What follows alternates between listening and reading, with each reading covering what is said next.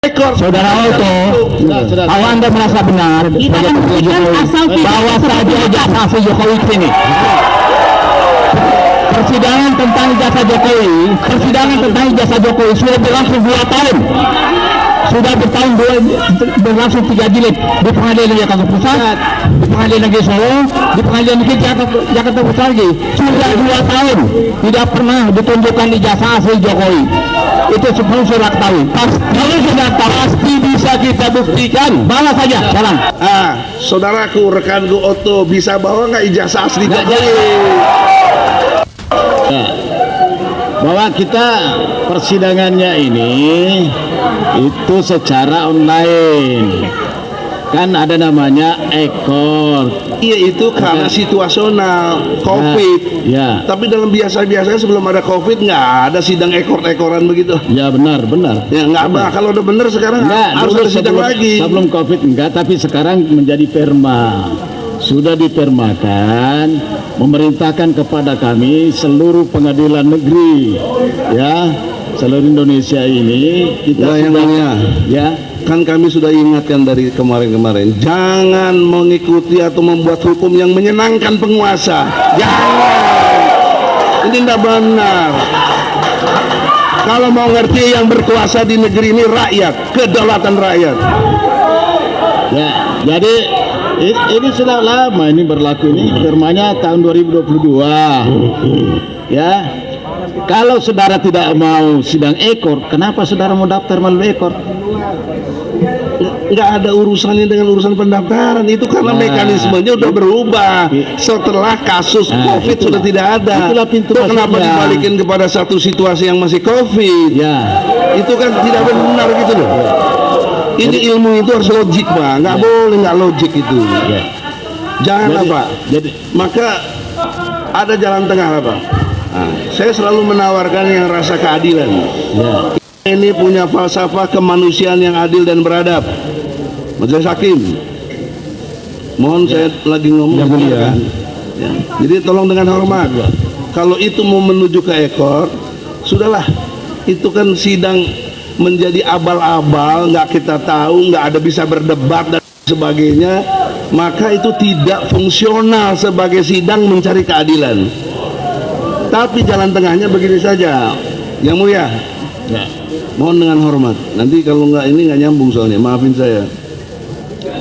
Gini aja lah, kan kita fokusnya ngerti persoalannya adalah ijazah palsu Jokowi. Saudaraku, rekanku Oto, bisa bawa nggak ijazah asli Jokowi? Kalau bisa, selesai kasus, tutup. Yang mulia, pernyataan tentang ijazah palsu itu adalah tidak benar dan fitnah. Itu dulu satu, ya. Kami sangat keberatan dengan pernyataan tersebut.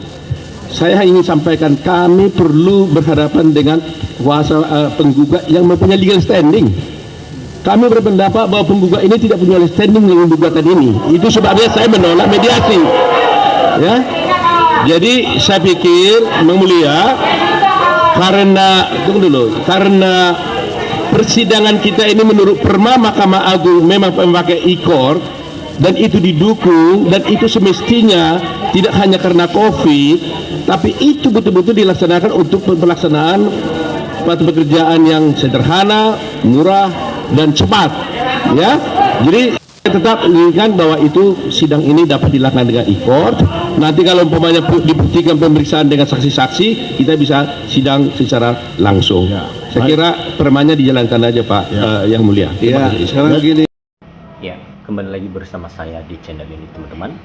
Kita sudah menyaksikan sebuah cuplikan video yang cukup menarik. Tentunya pembahasannya mengenai Gibran Rakabumi Gibran yang telah banyak dibicarakan oleh kalangan masyarakat. Ya, teman-teman, kali ini pembahasannya memang mengarah ijazahnya Gibran, ya. Kasus ijazah Gibran saat ini banyak sekali kejanggalan dalam suatu pendaftarannya di KPU. Beberapa poin yang telah dilakukan oleh timnya Roy Suryo, ya, menyelidiki suatu kejanggalan itu dalam persidangan yang telah dilakukan beberapa hari yang lalu. Nah, ini terjadinya teman-teman karena Gibran tidak pernah hadir dalam suatu persidangan. Udah ketiga kalinya dia gugat persidangan tersebut. Ya, teman-teman, kita tahu bahwa orang yang tidak berani datang dalam persidangan dikarenakan dia merasa bersalah. Ya, ini sudah 3 kali loh dia tidak pernah datang di persidangan, dan itu membuktikan satu-satunya ya bahwa Gibran itu memang tidak punya ijazah sama sekali. Dan banyak orang yang mengatakan bahwa memang ijazah Gibran itu memang betul-betul tidak ada. Ya, jikalau memang kita ya perbandingkan dalam persidangan kemarin bahwa KPU mengatakan bahwa ijazah terakhir Gibran itu sudah diubah oleh KPU tersebut. Nah, kita tahu bahwa yang mengubah itu bukanlah KPU, memang KPU, tetapi orang yang main di belakang KPU itu semestinya orang suruhan daripada geng Solo. Ya, itu sudah pasti tahu masyarakat bahwa semua adalah permasalahan daftaran Gibran di tahun 2024 ya tentunya adalah pekerjaan dari geng Solo. Ya, teman-teman, kita lihat bagaimana pendapat para netizen disampaikan di sini. Sudah bertahun-tahun polemik ijazah Mulyono, seperti Mulyono ini senang melihat perpecahan di antara anak bangsa. Itu bukti kekejaman seorang Jokowi. Ya, ini karena permasalahan ijazah maupun juga sebelumnya ijazah Pak Jokowi, dan akhirnya terbukti juga ijazah anaknya Gibran Rakabuming Gibran. Nah, teman-teman, kita lihat bahwa Gibran Rakabuming Gibran suatu perpecahan ya, perpecahan belah masyarakat saat ini, karena ada juga sebagian yang mendukung Mas Gibran dan ada juga yang membenci Mas Gibran dikarenakan pembuktian ijazah tersebut masih disembunyikan oleh Gibran Rakabuming Gibran. Padahal tim penyelidikan kasus ijazah tersebut sudah dilaksanakan oleh timnya Roy Suryo, dan sehingga kita dapat pastikan bahwa memang Gibran tidak berani untuk membuktikan di depan media sosial atau juga di depan kejaksaan pengadilan kemarin. Nah, kita sudah melihat bahwa kejaksaan Anang sudah pernah mengatakan bahwa dia tidak hadir lagi ya untuk mengawal si Gibran di pengadilan. Itu kita tidak tahu bagaimana dia menolak untuk datang lagi di pengadilan Gibran, dan itu adalah suatu pertanda bahwa memang mereka mengerti bahwa memang betul-betul ijazah Gibran tersebut sangat bermasalah. Jadi mereka takut untuk terlibat dalam hal seperti itu. Ya, kemudian disampaikan lagi di sini Pak Otot Hasibuan dan anak berpihaklah kepada orang yang benar dan janganlah berbelah ya kepada orang yang bayar ke Anda. Ya, kasihanlah republik kita ini, Pak. Salam akal waras. Kemudian maju terus, suarakan terus sampai tuntas. Ya, ini namanya meramaikan hukum. Jika demikian, bagaimana dengan orang kecil atau masyarakat biasa? Pengacara Jokowi untuk membantu ya menghabiskan duit yang dikorupsi Jokowi gak bakalan bisa menang. Ternaknya Mulyono, karma itu nyata. Ya, memang bila mana kita masyarakat berpikir jernih bahwa karma daripada masyarakat sekarang yang telah dilakukan oleh Raja Jawa, bahkan orang-orang pengikutnya satu persatu sudah mulai runtuh. biarpun di dalam kabinet maupun juga masyarakat telah meninggalkan Pak Jokowi.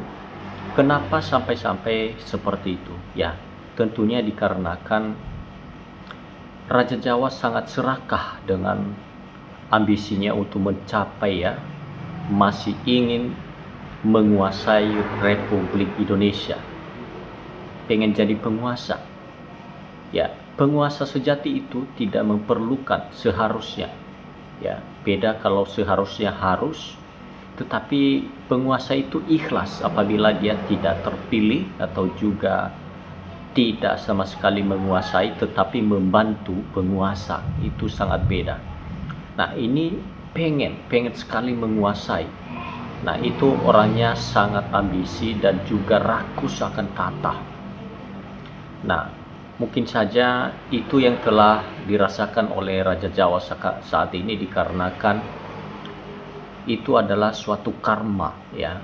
Masyarakat melihat, ya, suatu ambisi Raja Jawa saat ini sangat-sangat sudah keterlaluan. Makanya orang-orang pengikut daripada Raja Jawa sudah mulai runtuh dan juga meninggalkannya. Ya, kemudian disampaikan lagi di sini,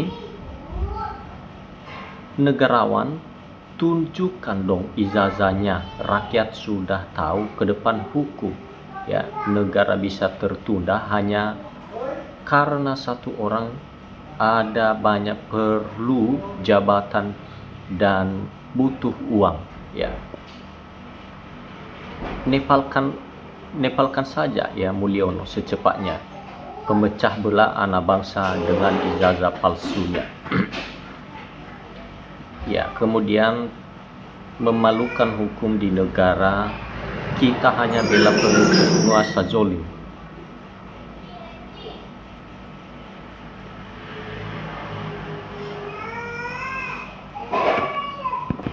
Ya, mudah-mudahan masyarakat di tahun 2029 sudah mengerti akan masa depan masyarakat dan juga masa depan Republik Indonesia.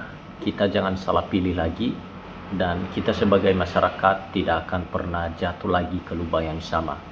Masyarakat pintar, tidak seperti dahulu kala tahun 90-an. Ya, baik teman-teman, mungkin cukup sampai di sini pembahasan video kali ini. Kita akan nantikan video selanjutnya. Kita juga dapat berbagi pola pikiran melalui menuliskan di bawah komentar. Terima kasih teman-teman. Indonesia maju.